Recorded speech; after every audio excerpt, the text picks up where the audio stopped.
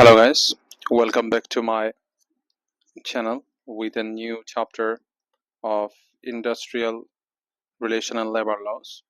So we just really came up with now chapter 10, that is Payment of Gratuity Act 1972. So today we're going to discuss about this act, which is really one of the most important act to be taken into consideration. So let's start without further wasting any more time. So Labor Laws Chapter 10 Payment of Gratuity Act 1972. We're going to discuss about this topic today for UPSC EPFO EO examination 2025 by Maruf and Chaudhary. Alright, so let's start. So our first is the introduction. Alright guys, so what the Payment of Gratuity Act 1972 ensures. Alright, it ensures the monetary benefit to the employees after retirement or termination.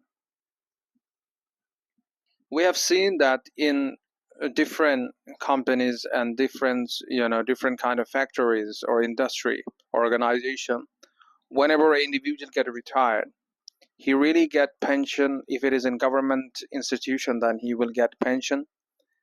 In some private, they get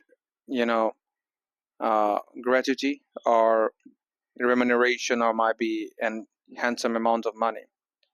So gratuity is a lump sum amount payment as to token of is a lump sum payment as a token of application for service render. So it talks about the about the person who was been in this company working for a long period of time, and when he get retired, the company provide him a handsome amount of amount for his daily requirements and necessaries, or you can say it's some kind of gift from the company to that individual.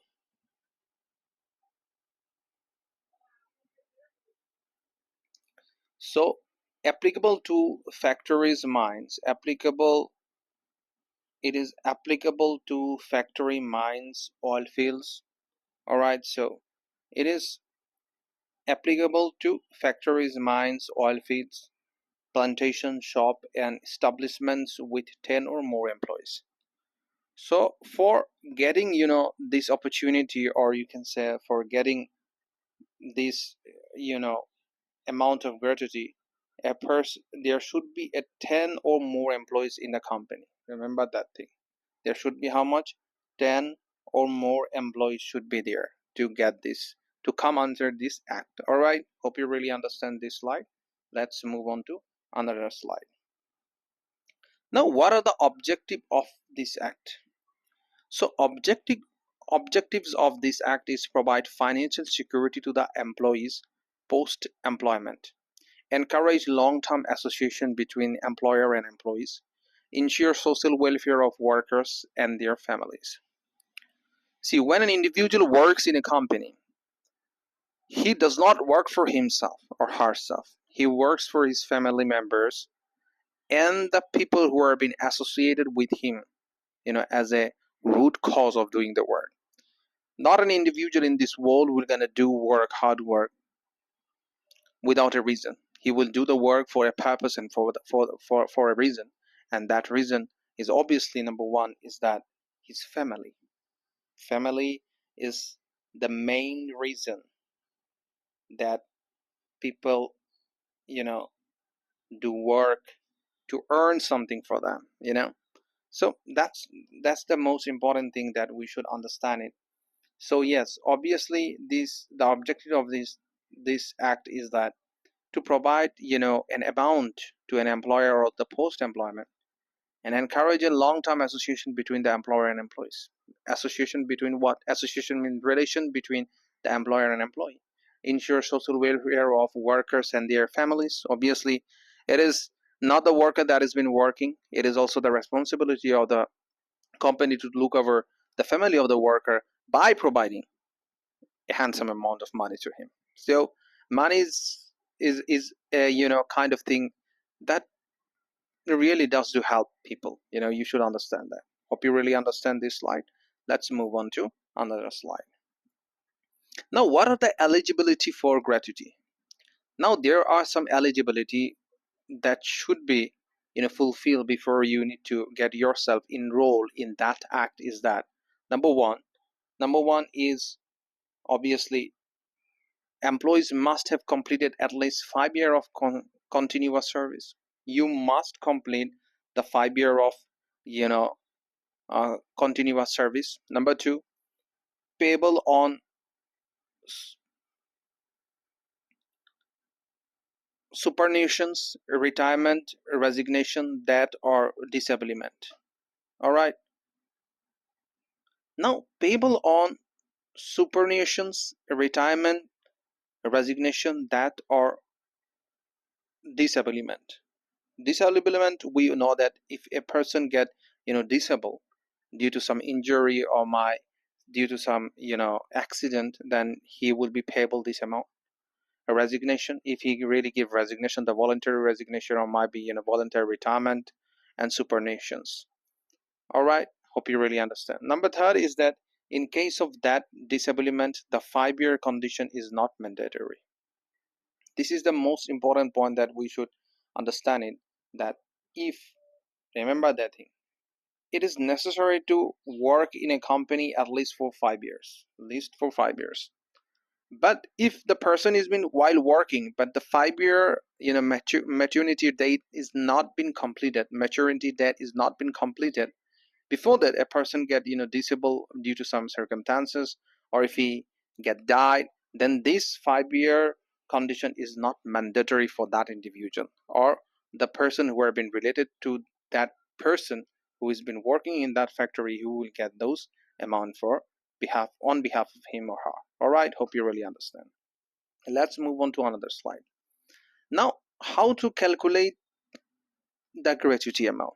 The calculation of gratuity is equal to 15 into last drawing salary years of service divided by 26.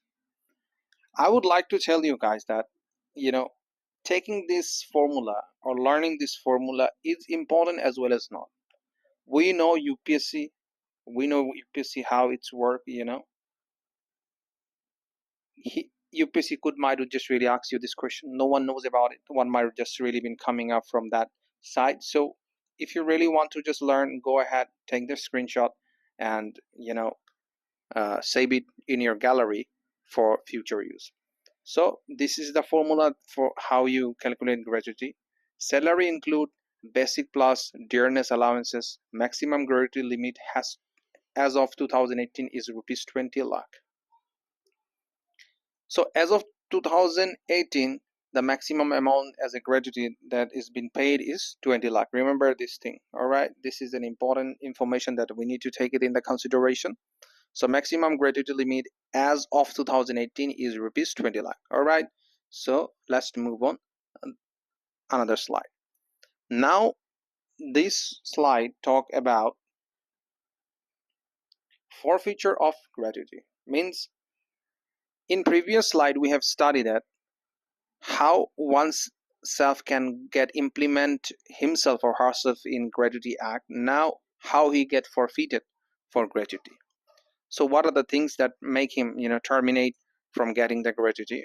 So gratuity can be forfeited partially or wholly in case of, remember these 3 points: termination due to willful misconduct. If someone is doing some kind of misconduct willfully, means by knowingly, then he will be terminated from this.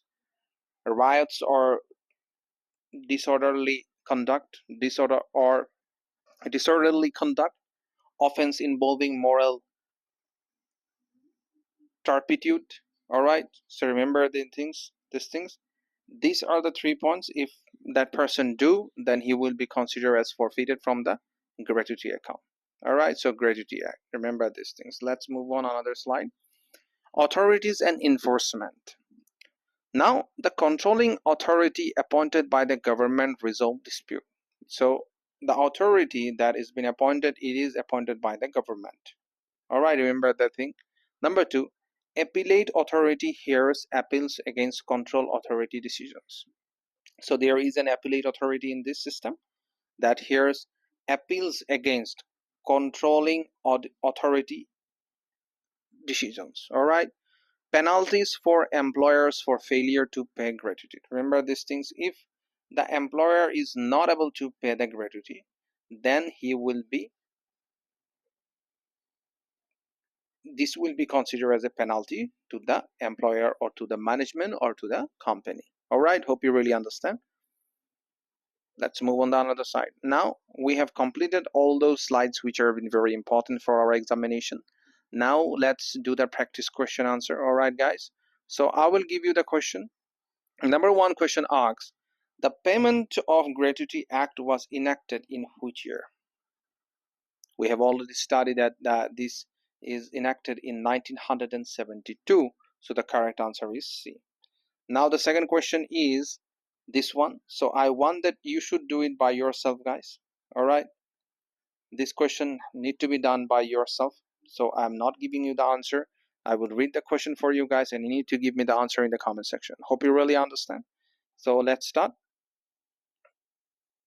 So the question is, what is the minimum continuous service required for gratuity eligibility? So we are having option 3 years, 4 years, 5 years, and 10 years.